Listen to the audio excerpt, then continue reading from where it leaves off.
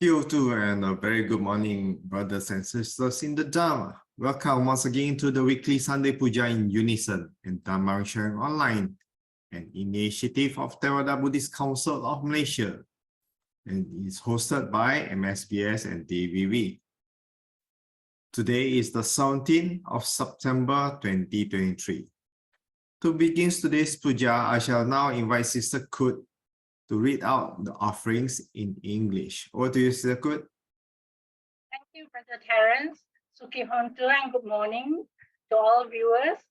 It's very good to see you all again every Sunday when we recite the Buddha's teachings, especially the 5 precepts. We are reminded when we keep the 5 precepts, it gives us a peaceful heart, and a peaceful heart leads us to be able to contemplate and be mindful of our daily living. To begin today's Sunday Pūjā, I shall read the offerings that we place on the altar. Offering of lights. May we offer these candles burning brightly out of deep respect and veneration to our enlightened Master, the Buddha. May these lights symbolically guide us to the light of the Dhamma, which dispels the darkness of greed with the light of generosity, the gloominess of hatred with the light of love, and the darkness of ignorance with the light of wisdom through the Buddha, the Dhamma, and Sangha. Offering of joss sticks and incense. May we offer these joss sticks and incense out of deep respect and veneration to our blessed teacher, the Buddha. May our good deeds be like the fragrance of these joss sticks, cultivating compassion, patience, tolerance, understanding, and love towards all living beings. Offering of water. This clean, clear water that we place on the altar, may it symbolize our aspiration to cultivate the virtues of calmness, clarity, and purity. But it also reminds us to diligently cleanse ourselves of our spiritual defilements and delusions through the cultivation of generosity, compassion, and wisdom. Offering of flowers.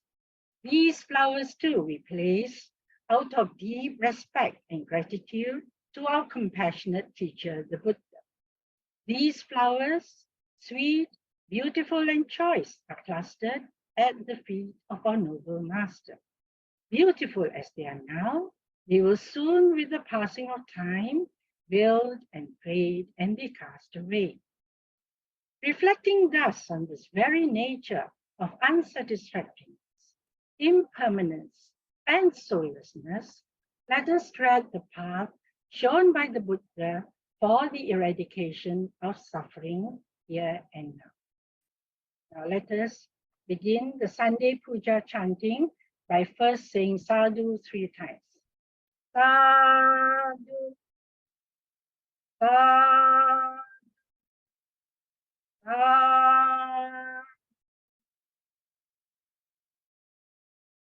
Homage. Namo tassa bhagavato arahato samma sambuddhassa. Namo tassa bhagavato arahato samma sambuddhassa. Namo tassa bhagavato arahato samma sambuddhassa. Buddhaṃ saranang gacchāmi, Dhammang saranang gacchāmi, Sanghang saranang gacchāmi, Dutiyampi Buddhaṃ saranang gacchāmi, Dutiyampi Dhammang saranang gacchāmi, Dutiyampi Sanghang saranang gacchāmi, Tatiyampi Buddhaṃ saranang gacchāmi, Tatiyampi Dhammang saranang gacchāmi, Tatiyampi sanghang saranang gacchami.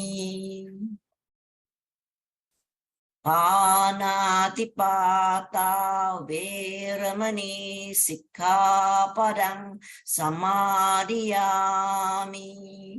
Adinnādāna veramani sikkhapadang samadhiyami. Kāmesu micchācara veramani sikkhapadang samadhiyami. Musāvāda veramani sikkhapadang samadhiyami. Surameraya macca pamadatthana veramani sikkhapadang samadhiyami. Itipiso bhagava arahang samma sambuddho viccacarana sampanno sugato lokavidu anuttaro purisa dhamma sarati satta deva manussanang buddho bhagavati swakato bhagavata dhammo sandittiko akaliko ehi passiko opanayiko paccattang veditappo vinyuhiti. Supatipanno bhagavato sāvaka sangho Ujupatipanno bhagavato sāvaka sangho Nyāyapatipanno bhagavato sāvaka sangho Sāmicipatipanno bhagavato sāvaka sangho Yadidang cattari purisa yugani atta purisa puggala esa bhagavato sāvaka sangho ahunayo pahunayo dakkineyo anjalikaraniyo anuttarang punyakettang lokasati.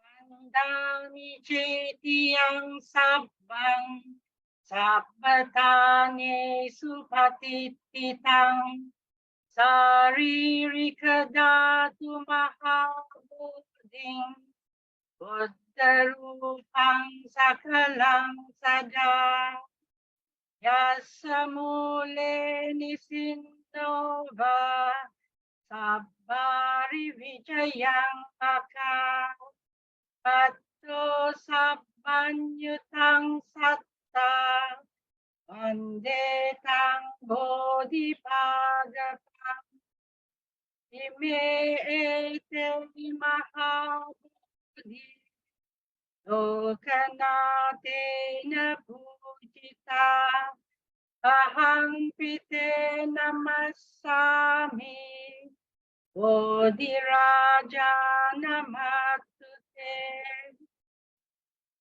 ganasarapaditena yipena tamadang sina 𝓤𝓾𝓷𝓭 sambuddhang pujayami tamonudang ganda sambarayuttena rupena hang sugandhina pujaye pujaniyanta puja bhajanamuttamā Adivasetu no bante aniyang parikapitang Anukampang upadaya patigang hatumuttamang adivase tunobante bojanang parikapitang anukampang upadaya patigang hatumuttamang adivase tunobante ilana pacayang imang anukampang upadaya patigang hatumuttamang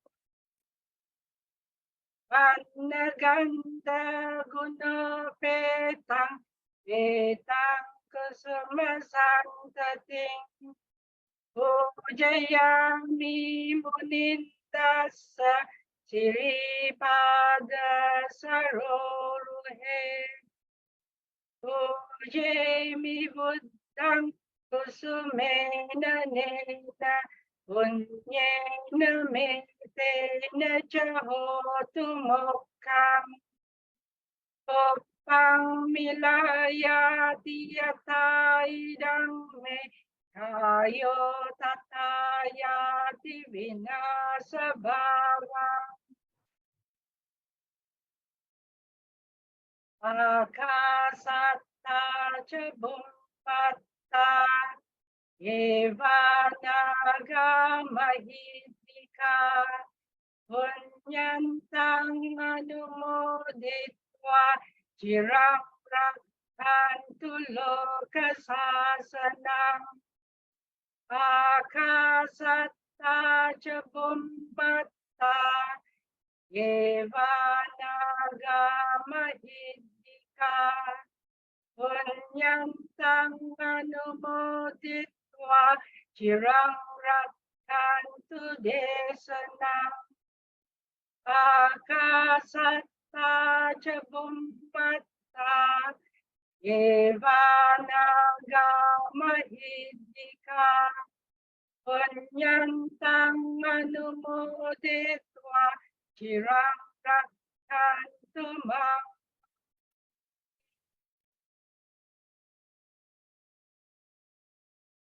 evo masatu kalena tassa sampati hetuca ito bhavatu lokoca raja bhavatu dhampiko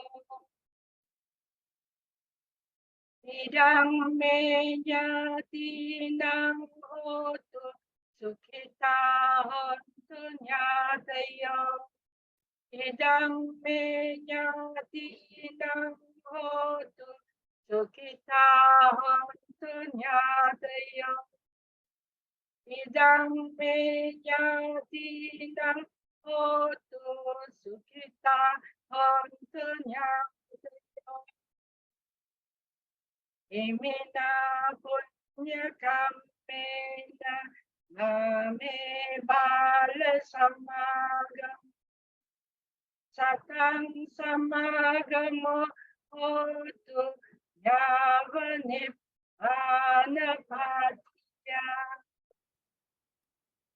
kayena vacha chittena pamadena maya katang Acayang kamame bante uripan tathagata kayena vacha chittena amadena maya katang acayang kamame dhamma sandittika akalika kayena vacha chittena amadena maya katang acayang kamame sangha supatipanna anuttara.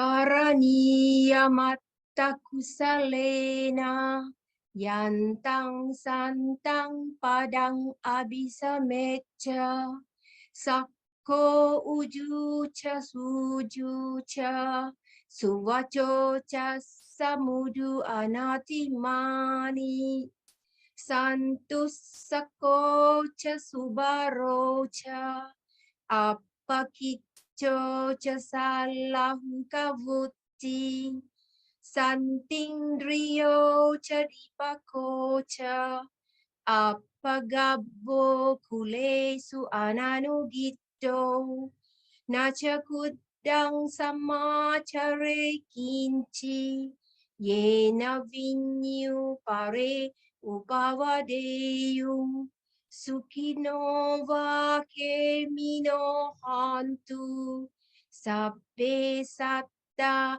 Bhavantu sukhitata ye ke cipana bhutati tasava tavarava anavasesa digava ye mahantava majjima rasakanukatula dittava ye va adita ye chadure vasanti avedure bhuta vasambhave siva sabbe satta bhavantu sukhitata naparo parang nikubeta nati manye takatta cinang kanci Biaro sana patigasanya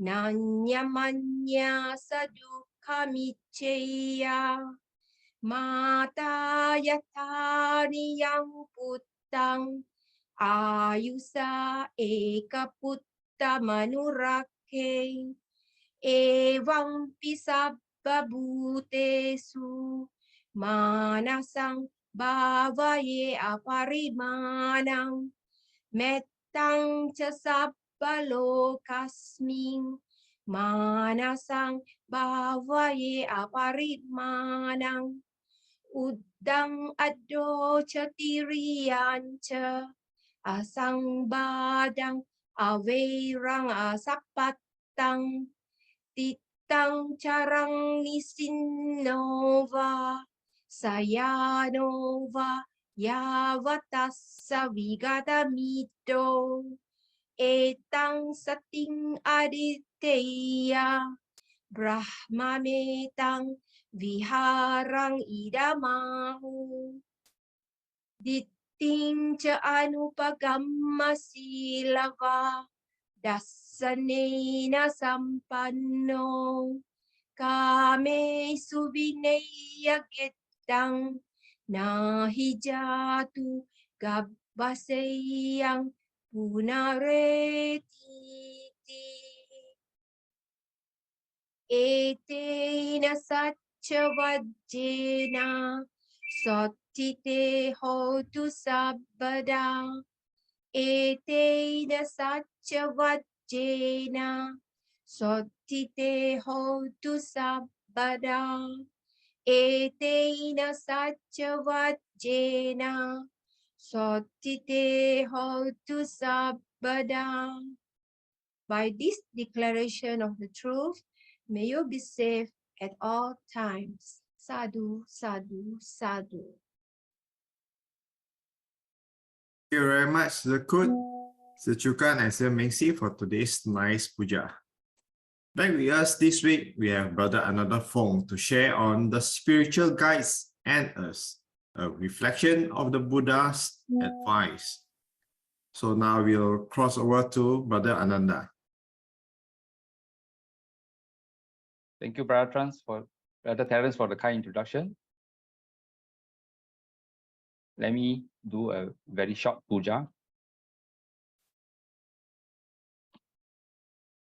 Namo tassa bhagavato arahato samma sambuddhassa. Namo tassa bhagavato arahato samma sambuddhassa. Namo tassa bhagavato arahato samma sambuddhassa. Buddhang Dhammang Sanghang Namasami.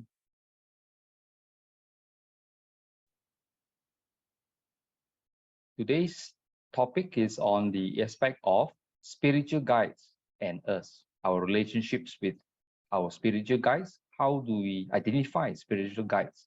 Who qualifies as a spiritual guide? Those are some of the questions that come to mind. And this, of course, is only a sprinkling of text reference that the Buddha has given. There are many, much more.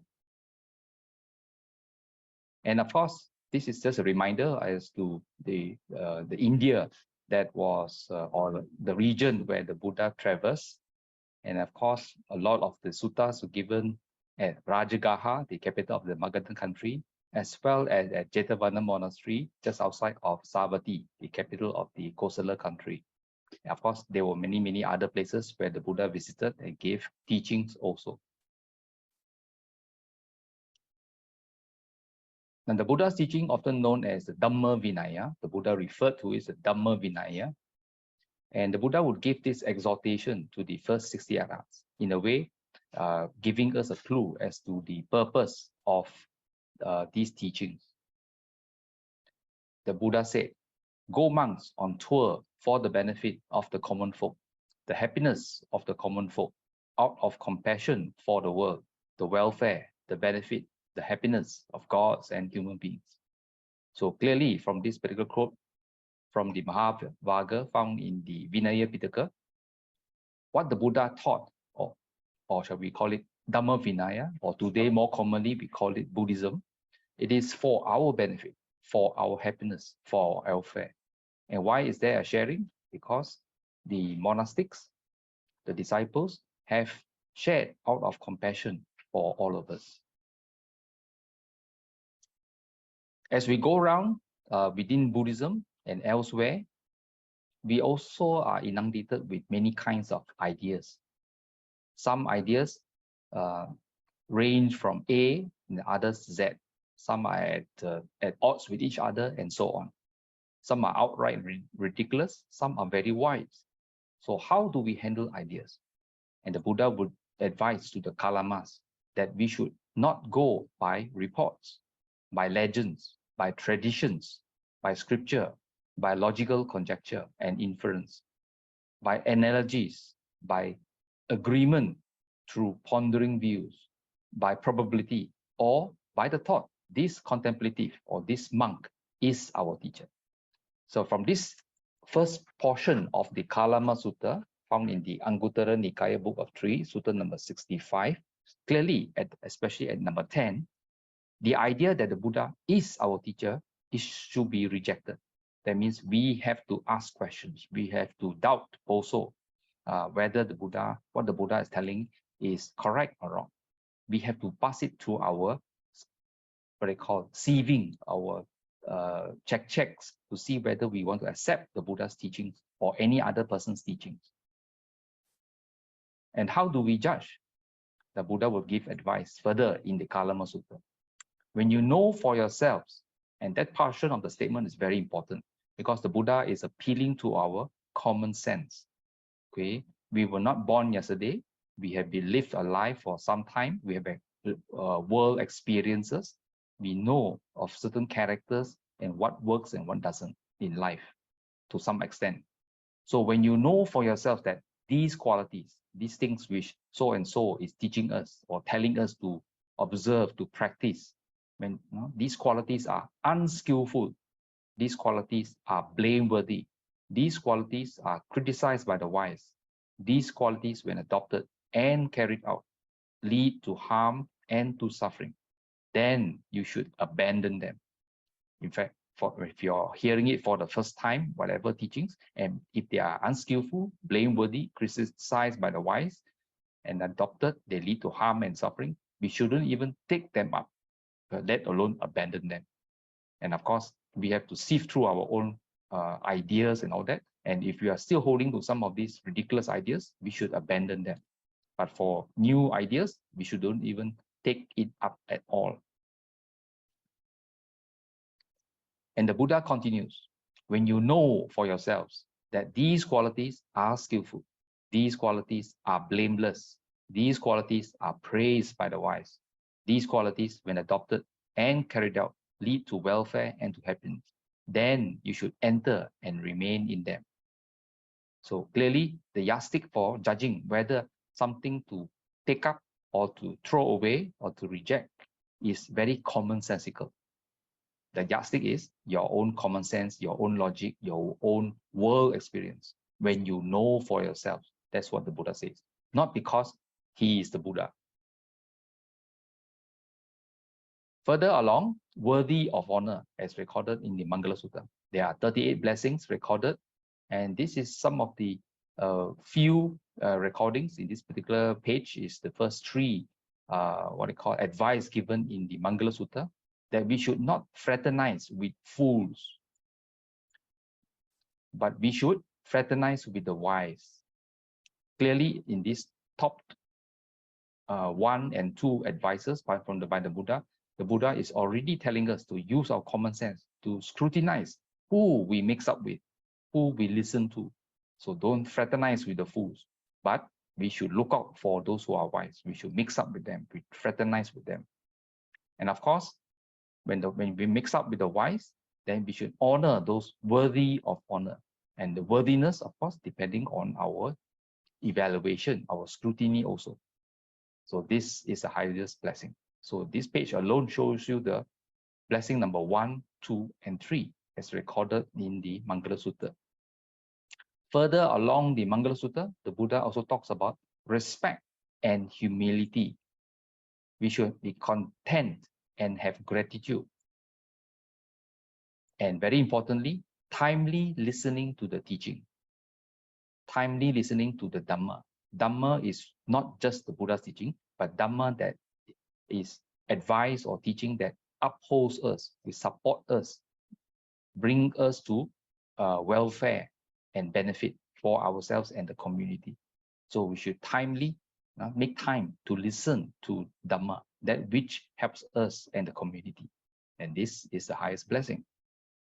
Further along in the Mangala Sutta, the Buddha further talks about patience. We should have patience and be easy to admonish. When people look at our characters, something may be missing, and there we are told that we shouldn't behave in such a manner. We should have patience to listen, to evaluate whether this criticism of our character is right or wrong. And then if we judge that it's correct, then we should have, after patience, we should act on it. And further along, the site of ascetics. Here, the Buddha is referring to those ascetics or those people who have renounced the world, who actually have our benefit, our welfare at heart. And very often, they themselves are seeking the truth and so on. The site of ascetics, because potential teachings may come out from them, some wisdom we can learn from them. And the timely discussion of the teaching. Now, just because you see ascetics or you listen to the Dhamma, it doesn't mean we 100% understand what they are trying to mean in all circumstances. And therefore, discussion, so that we can tear the idea to bits and look it from one angle, another angle, and yet another angle, so that we can thoroughly understand the extent and scope of this teaching and how we can apply it for our benefit and for the benefit of the community. So these few pages highlighted some of the blessings out of the 38 found in the Mangala Sutta. Now, when we say site of ascetics, now different ascetics will teach different things. Ascetics doesn't mean they are Buddhists, they are the students of the Buddha. They can be any person who has renounced the world. So the question now is knowing who is wise. And this advice given to King Pasenadi of Kosala in the Jatila Sutta. And the story says that the encounter of King Pasenadi, when a group of naked ascetics were passing by, when the King Pasenadi was sitting there together with the Buddha, some ascetics were passing by. King Pasenadi got up, rearranged his robe, and knelt down and paid respects to these ascetics. And after that, the King Pasenadi asked the Buddha some questions. Whether any of those ascetics that passed by just now were enlightened or partially enlightened, and so on. And the Buddha's reply is, it's hard for you to know who is perfected or on the path to perfection. You can get to know a person's ethics by living with them, but only after a long time, not casually, only when paying attention, not when inattentive, and only by the wise, not the witless. So clearly, the question by King Pasenadi, whether these ascetics who happen to be passing by, they look very ascetic, so maybe they are wise, but we really don't know. So the Buddha says, clearly, you can only get to know a person's character or ethics by living with them. Why living with them? Because you want to observe them, you want to be near them in all circumstances, but only after a long time. Okay, paying attention and judging their reactions to circumstances all the time. You can get to know a person's purity by dealing with them. That means how they interact with circumstances, how you work with them, how you talk to them, how you associate with them. Then the Jatila Sutta continues. Here at the bottom right, there are some examples of method hair ascetics. These were some of the ascetics who walked past what I call King Pasenadi. But how do you know that they are wise or not? We cannot read their minds. So the Buddha continued in the Jatila Sutta. You can get to know a person's resilience in times of trouble. So our lives are full of ups and downs, sometimes pleasant, sometimes trouble-free, but sometimes very, very troublesome. So you get to know a person's character, or in this case, the resilience aspects in times of trouble that occur to them, how they react and how they navigate such things. You can get to know a person's wisdom by discussion, but only after a long time, not casually, only when paying attention, not when inattentive, and only by the wise, not the witless. So again, the Buddha subscribed to close association, over time, pay attention and scrutiny by the wise. Then only you have an idea whether they are wise or not. Okay. Further along in the Tipitaka, you come across suttas often translated as, given this English title, the Inquirer. And this is interesting. The Buddha were talking to some monks, and the Buddha said, monks, a monk who is an inquirer, unable to comprehend another's mind, should scrutinize the realized one to see whether he is a fully awakened Buddha or not. Now, this sutta is interesting. The Buddha says that the first two lines say that unable to comprehend another's mind. If we ourselves cannot read another person's mind, we cannot see whether there are purities or impurities in the person's mind, then we should use another way. But at the same time, you should also scrutinize, check up on the Buddha himself, because the Buddha says, I am enlightened. But you do not know the Buddha, you have not associated with him, even for those monks who were face to face with the Buddha, let alone us 2,000 over years after the Buddha has already passed on. So we should scrutinize the Buddha to see whether he's fully awakened or not. Monks, who is an inquirer, unable to comprehend another's mind, should scrutinize the Buddha for two things that can be seen and heard. Okay, seen and heard. That means you have to associate with the Buddha, you will see what he does and what he says. And the key question is, can anything corrupt be seen or heard in the Buddha or not? Scrutinizing him, they find that nothing corrupt can be seen or heard in the Buddha. And this sutta, the Inquirer, is the Vimāṅsaka Sutta found in the Majjhima Nikaya. Do read the sutta in toto. They scrutinize further. Can anything mixed be seen or heard in the Buddha or not? Scrutinizing him, they find that nothing mixed can be seen or heard in the Buddha. They scrutinize further. Can anything clean be seen or heard in the realized one or not? Scrutinizing him, they find that clean things can be seen and heard in the Buddha.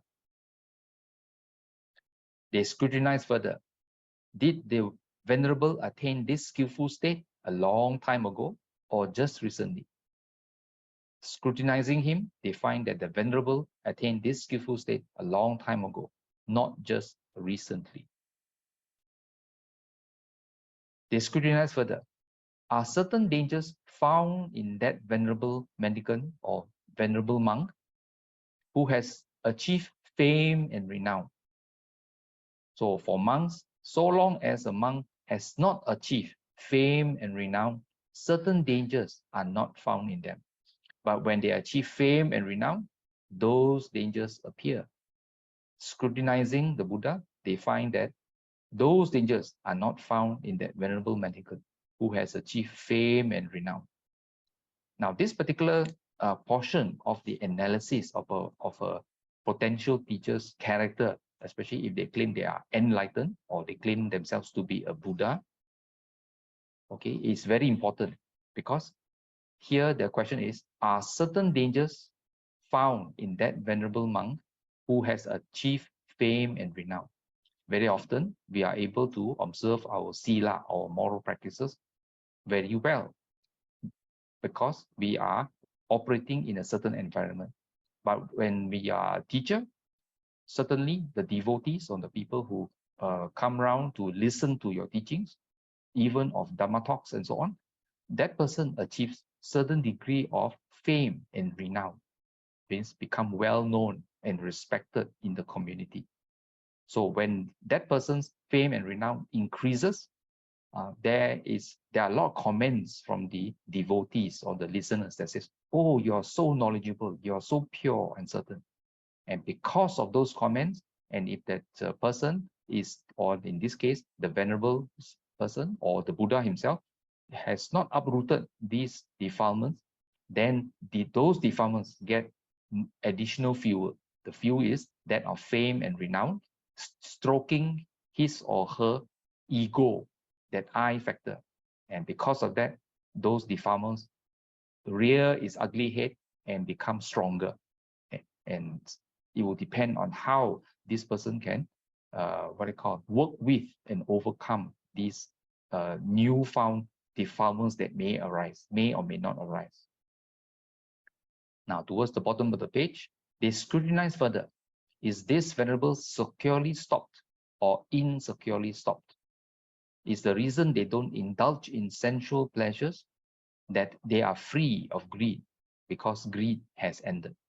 So here is talking about uprooting of defilements, whether securely stopped. That means whether you have just trimmed, reduced the greed, or you have securely uprooted those greed and defilements. So scrutinizing him, they find that venerable is securely stopped, not insecurely stopped. The reason they don't indulge in sensual pleasures is that they are freed of greed, because greed has ended. So this is clearly an indication whether the person has uprooted that particular defilement of greed or not. So and so on.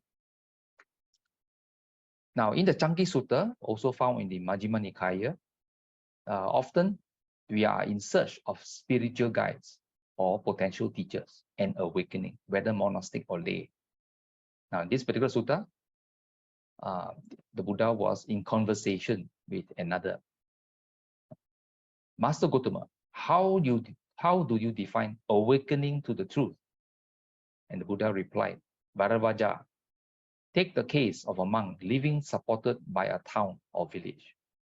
Clearly, a monk living supported by a town or village means that monk goes on Pintachara, receiving support, living support, food and so on from the town or village.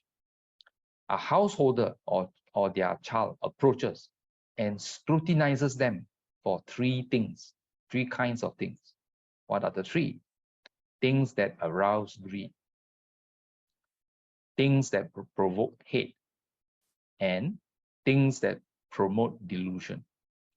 So a householder, or in other words, people like us, should scrutinize all these potential teachers for three kinds of things, whether that there are things that arouse greed, that provoke hatred, that promote delusion. So does this venerable have any qualities that arouse greed? Such qualities that, were their mind to be overwhelmed by them, they might say that they know even though they don't know, or that they see even though they don't see, or that they might encourage others to do what is for their lasting harm and suffering. So they claim that they know, but actually they do not know. They see, but actually they do not see. They might realize something, but in the end, they might encourage others to do things which are for the devotees' lasting harm and suffering. So scrutinizing them, they find this venerable has no such qualities that arouse greed. So that could be one possible outcome of this scrutinizing. Of course, if they scrutinize that this venerable has qualities that arouse greed, of course, we should not go near.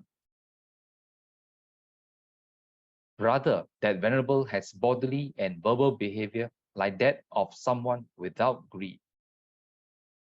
And the principle that they teach is deep, hard to see, hard to understand, peaceful, sublime, beyond the scope of logic, subtle, comprehensive to the astute, comprehensive to the wise. It's not easy for someone with greed to teach this kind of doctrine. Okay. So scrutinizing them in this way, they see that they are purified of qualities that arouse greed. So clearly they can verify by just the observation of their behavior, long-term observation of their behavior, their association with them, and so on, as given in the earlier sutta. Next, they search them for qualities that provoke hate. Does this venerable have any qualities that provoke hate? Such qualities that, were their mind to be overwhelmed by them, they might say that they know even though they don't know, or that they see even though they don't see, or that they might encourage others to do what is for their lasting harm and suffering. Scrutinizing them, they find this venerable has no such qualities that provoke hate. Rather, that venerable has bodily and verbal behavior like that of someone without hate. And the principle that they teach is deep, hard to see, hard to understand, peaceful, sublime, beyond the scope of logic, subtle, comprehensible to the wise. It is not easy for someone with hate to teach this. So scrutinizing them in this way, they see that they are purified of qualities that provoke hate. Next, they scrutinize them for qualities that promote delusion. Does this venerable have any qualities that promote delusion? Such qualities that, were their mind to be overwhelmed by them, they might say that they know even though they don't know, or that they see even though they don't see, or that they might encourage others to do what is for their lasting harm and suffering. Scrutinizing them, they find this venerable has no such qualities that promote delusion. Rather, that venerable has bodily and verbal behavior like that of someone without delusion. And the principle that they teach is deep, hard to see, and so on. It is not easy for someone with delusion to teach this. Scrutinizing them in this way, they see that they are purified of qualities that promote delusion. So this is very important. And of course, the sutta continues, and we will touch on the next portion of this particular sutta at a later portion this morning. Now, going on over to the 𝓤𝓷𝓲𝓼𝓷 Sutta from the Digha Nikaya, this is a quick reminder that the 𝓤𝓷𝓲𝓼𝓷 Sutta was a sutta taught by the Buddha to a person called Sigala, a young man who woke up early in the morning per his father's request and to pay respect to the 6 directions. And the east, to the eastern direction, which represents parents and children, as the Buddha later taught young SSigaḽa. To the south, teachers and pupils. To the west, the husband and wife. To the north, friends and companions. To the zenith, to above us, spiritual guides and us, which is the topic of today's sharing. And of course, to the bottom, nadir, employer and employees. Now, going quickly to the zenith, spiritual guides and us. What is our relationship with a spiritual guide, as given in the 𝓤𝓷𝓲𝓷𝓷 Sutta? A gentleman should serve spiritual guides as the upper quarter in 5 ways. And the Pali word Samana Brahmana is mentioned. Now, spiritual guides as Samana Brahmana. What are Samana Brahmana? And as we know, Pali has a habit of conjugating or joining different words. Samana is one word, Brahmana is another word. Commonly translated as ascetics, Samana meaning ascetics, Brahmana commonly translated as Brahmins.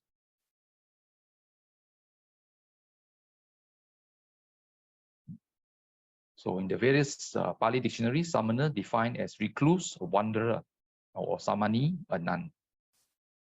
Brahmana, a state of a true Brahman, holiness supreme. Now, this is a bit different. Definition number 2 for Brahmana, a member of the Brahman caste. Now, in Buddhist terminology, it can also be used for a man leading a pure ascetic life, often even synonymous with an arahat. But I'd like to draw your attention to definition number 1, Brahmana, a state of a true Brahman, holiness supreme. Now, holiness clearly describes a character, not a caste of people. Okay, the character of the person. So Samana Brahma is maybe ascetics and holy people.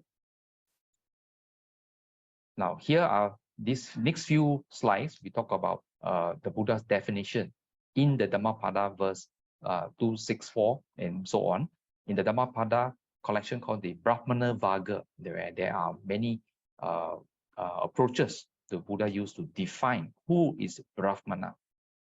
Not by shaven head does a man who is indisciplined and untruthful become a contemplative. Here I underline the word contemplative. Back to the Pali, here the translator translated the word samano or samana as contemplative, a person who is renounced. And elsewhere, of course, we call him an ascetic. How can he who is full of desire and greed be a samana, be a contemplative? So clearly, examples of this, of a person who is not a samana, a true contemplative, is that who are bogus monks, because their alms bowl are used to collect money. Because in the Buddhist world, the alms bowl of a Buddhist monk is for food and medicine, not for money and amulets.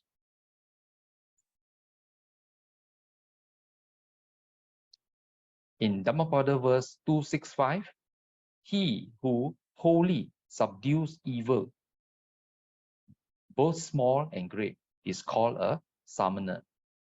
Okay, because he has overcome all evil. So clearly another approach to defining a samana as somebody who, by character and as to what he has accomplished, overcome all evil is emphasized here.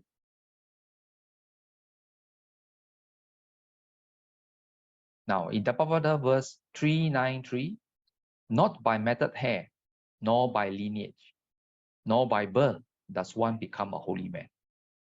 Now, here we're talking about Brahmana, holy man. Not by matted hair, not by how you tie your hair to indicate a certain lineage, not by lineage, by who is your teacher, not by birth or by caste, obviously, does one become a Brahmana.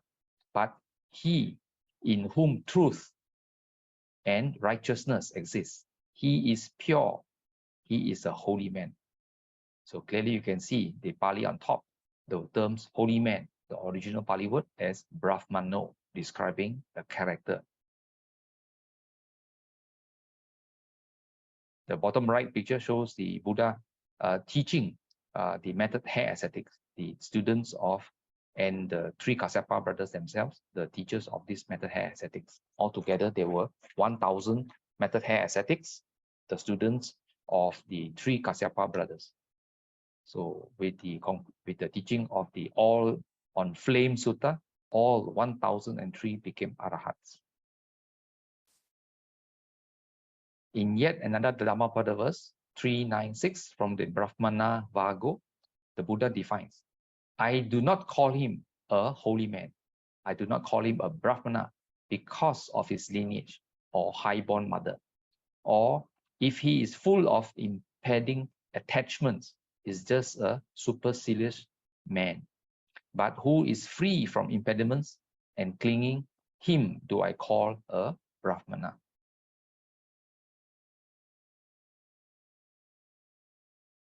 Now, during the time of the Buddha, we have issues about Brahmanical practices. Now, during the time of the Buddha, there was no Hinduism, there was Brahmanism. Now, Brahmanism during the time of the Buddha included animal sacrifices. So they will get typically four-legged animals and so on, and they would kill them as part of their religious practices. It's given in the bottom right picture. Clearly, as far as the Buddha is concerned, this is not Brahmana practice, but it was part of Brahmanism practice during the time of the Buddha. In Dhammapada verse 383, the Buddha further says, exert yourself, Brahmana, cut off the stream of craving. Now, exert yourself. If the person is already an arahant, the person does not need to exert. Clearly, the Buddha is referring to a person walking on the journey to attain arahatship, to claim holiness. So even the person who is walking on that journey to attain nibbana, to become an arahat, the Buddha classifies as Brahmana too. Exert yourself, O Brahmana, cut off the stream of craving and discard sense desires. Knowing the destruction of all the conditioned things, become, O holy man, the knower of the uncreated, nibbana. In yet another Dhammapada verse from Brahmana Vago, the verse number 384, when a Brahmana has reached the summit, it means when a practitioner, a true practitioner has reached the summit of two paths, meditative concentration and insight, he knows the truth and all his fetters or defilements fall away. In Dhammapada verse 386, he who is meditative, stainless and settled, whose work is done, who is free from cankers, having reached the highest goal, him do I call a Brahmana. And yet in another Dhammapada verse 388, because he has discarded evil, he is called a Samano, okay, or Samana. Because he is serene in conduct, he is called a recluse. And because he has renounced his impurities, he is called a renunciate. So three Pali terms are used here. Holy man, the Pali word is Brahmana. A recluse or ascetic is called a Samana. A renunciate, a person who has papacha. Okay, papacha meaning to renounce. So holy man is clearly a Brahmana, a recluse, and ascetic is called a Samana. So clearly, with the numerous excerpts from the Brahmana Vaga, we clearly understand how the Buddha approaches the term Samana Brahmana, not merely ascetics and Brahmins, but ascetics and practitioners and holy men. So back to this verse, a gentleman should serve spiritual guides as the upper quarter in 5 ways in the Țigălovada Sutta. By loving deeds of the body, by loving speech, by loving mind, by not turning them away at the gate, by providing them with material needs. So clearly, we as lay people should support spiritual guides who are practicing to attain Nibbana, to become Arahants, or those who have become enlightened. So we should have thoughts of loving kindness. Loving thoughts is maintainer. Loving thoughts of deeds by body, speech, mind, by not turning them away, means providing support. And number 5, providing them with material needs. That is our duty as lay people. And spiritual guides served by a gentleman in these 5 ways should show compassion to him in 6 ways.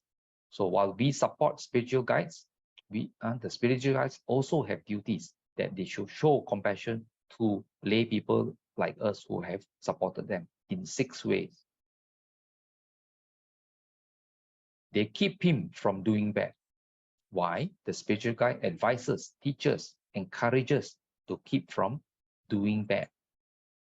They support him in doing good. So spiritual guides obviously will teach us, will encourage us to do something which is moving away from the bad and doing something wholesome. They think of him with kindly thoughts. They teach him what he does not know. They clarify what he's already learned. So especially in discussions. They explain the path to heaven. Okay, the path to heaven could mean to higher planes of existence and preferably to attain Nibbana themselves. Spiritual guides served by a gentleman in these 5 ways show compassion to him in these 6 ways. And that's how the upper quarter, the zenith, is covered, kept safe and free of peril. So this particular section, one of the 6 directions in the 𝓤𝓷𝓲𝓼𝓷 Sutta is taught to Sigala.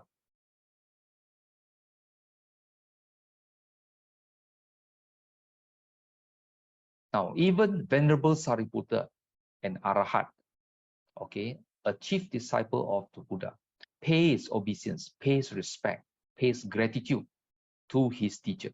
But who is teacher? Who was his teacher? Most people will assume it was the Buddha. But here, the story says, the Venerable Sariputta always remembered that he had been able to meet the Buddha and attain the deathless through Venerable Āsāji. So he always paid respect or obeisance in the direction where his teacher, the Venerable Āsāji, was. And he always went to bed with his head lying in the same direction. So with this practice of in the same direction, because it was a common Brahmanical practice to pay respect to the 6 directions, so the monks around him thought that he was following Brahmanical practice. So other bhikkhus who were staying with him in the 𝓤𝓷𝓲𝓷 monastery misinterpreted his actions and reported this to the Buddha.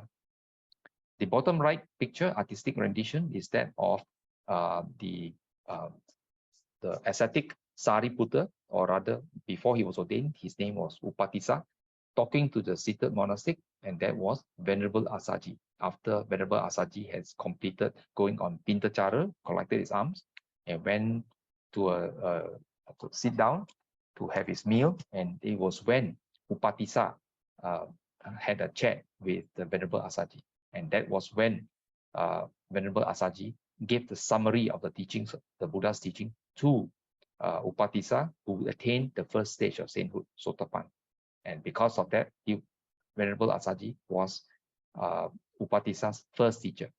Later on, Upatissa, together with his good buddy 𝓤𝓷𝓲, went to the Buddha and seek higher ordination.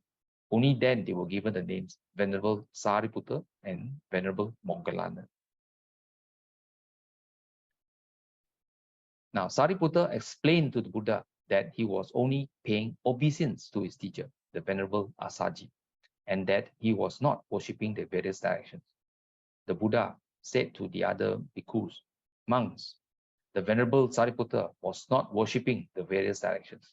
He was only paying obeisance to his teacher and benefactor. It is quite right and proper for him to pay homage to such a teacher. So that's how, even for an Arahat, and the Buddha appointed Venerable Sariputta, one of the 2 chief disciples, even then he still pays obeisance and offers gratitude towards Venerable Āsāji, his teacher, his first teacher. And in conjunction with this particular incident in Dhammapada verse 392, the Buddha uttered this verse. Just as a Brahman priest reveres his sacrificial fire, even so should one devoutly revere the person from whom one has learned the Dhamma taught by the Buddha.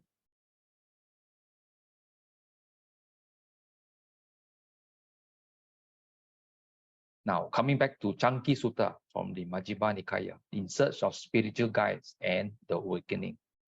So just to recall a little bit, scrutinizing them in this way to potential teachers, they see that they are purified of qualities that arouse greed. Here the word greed, Pali, is lobha. Scrutinizing them in this way, they see that they are purified of qualities that provoke hate. And hate, the Pali word is dosa. Scrutinizing in this way, they see that they are purified of qualities that promote delusion. And the Pali word for delusion is moha. So after scrutinizing them, what does the person do? Next, after scrutinizing, checking up on potential teachers, they place faith in them, 𝓷𝓸𝓷. When faith has arisen, they approach the teacher or this potential teacher. They pay homage, actively listen and hear the teaching. Okay, it's not mere listening, actively listen.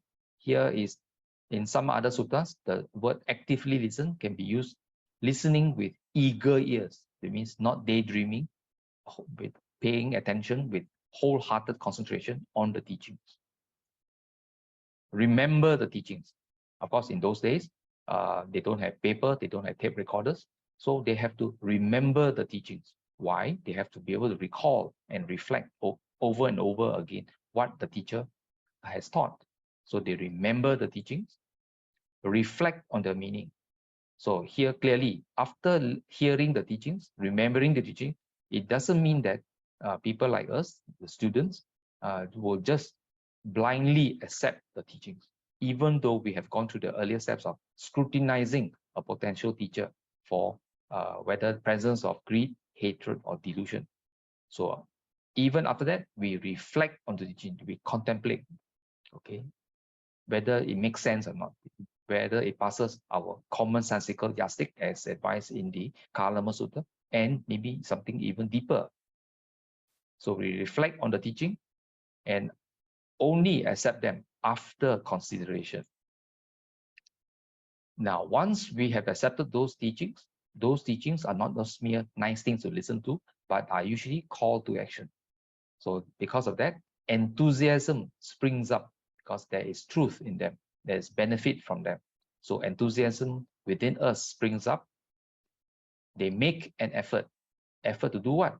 To practice, to put it into their lives. They weigh up and persevere. So any kinds of putting into action, there are always obstacles. There are always old habits that tell us, we don't need to do that.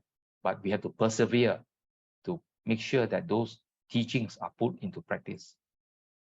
Persevering, they directly realize the ultimate truth and see it with penetrating wisdom. Okay, so that is gaining enlightenment in its various stages. So clearly, from the top line, faith, and at the bottom, the Pali, some of the Pali terms I've underlined. Faith in this case is 𝓷𝓸𝓷.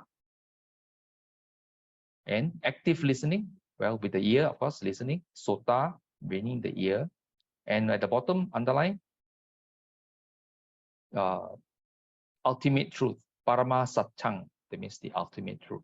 Seeing it with penetrating wisdom, sachi karoti panyaya 𝓤𝓾𝓷𝓭𝓪 vida pasati, that means seeing with the penetrating wisdom. So with that, a person gains at least the first stage of sainthood, if not arahantship. So this is the purpose of scrutinizing a potential teacher. So that's how the awakening to truth is defined, Paravaja, the Buddha said. I describe the awakening to truth is defined in this way. But this is not yet the arrival at the truth. Master Gautama, how do you define the arrival at the truth? By the cultivation, development, and making much of these very same things, there is the arrival at the truth. That's how the arrival of truth is defined, Paravaja. I describe the arrival at the truth as defined in this way. So clearly, by cultivation, by development, by making much of this, so there is something that we have to put effort in, we have to persevere in putting it, in incorporating it within our character, our psychic, and all that. So teachings are call to action. So, and the final teaching of the Buddha, as given in the Dhammapada verse 183, Sabba papasa akaranang kusalasa upasampada sacitta paridapanang etang buddhana sasanang. That we should avoid all evil. We should do good, purify our mind. This is the teaching of the Buddha. So if you have trouble remembering what the Buddha taught, this Dhammapada verse 183 clearly summarizes the teachings. Not only that, the call to action. What action? That we should avoid all evil, that we should do good and purify our mind. This is the last slide for this morning sharing. 𝓢𝓾𝓷𝓭𝓪𝓂. May the good doctrine long endure. Sabbe satta sukhi hontu. May all beings be happy. Back to you, Brother Terence. Thank you very much, Brother Ānanda, for today's sharing. So now we have spent some wholesome time participating in the puja and listening to Brother Ānanda's Dhamma sharing. With that, we have accrued abundance of merit. Now let's dedicate those merits to all beings, whether they are seen or unseen. Now let's compose our minds, and I'll begin the chant. Akasata ca bummata devanaga mahitdika punyang tam anumojitva chiram rakkantu 𝓤𝓾𝓷𝓼𝓷 ettavata amhehi sampadang punya sampadang sabbe deva sabbe bhutā sabbe sattā anumodantu sabba sampatti siddhya. Idang me nyati nang hotu sukhita hontu nyatayo.